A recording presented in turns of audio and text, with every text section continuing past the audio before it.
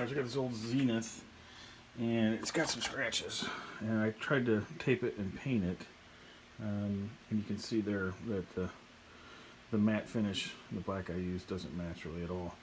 So I'm going to try to mask off the lettering, and then paint the whole thing the same color black. So we'll see how this goes.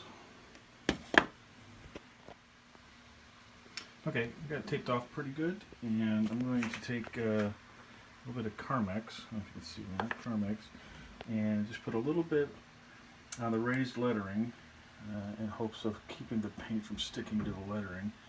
And then after it dries really good, I'll clean it off, and it should look pretty good.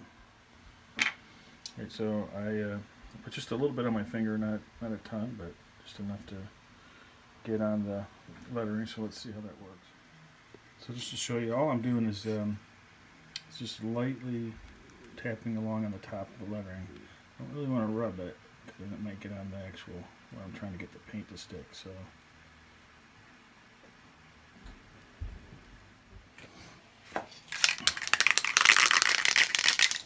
alright, so I did take some steel wool.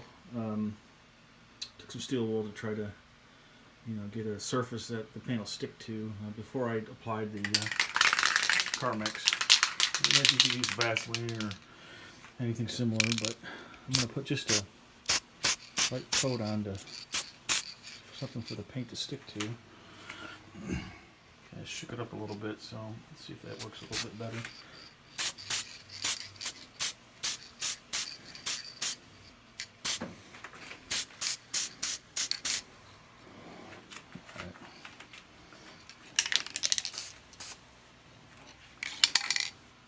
Give that a little bit to dry. Let's come back and see what it looks like. I can just get some of this out.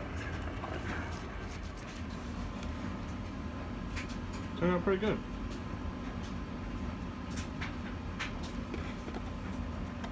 Cool little radio.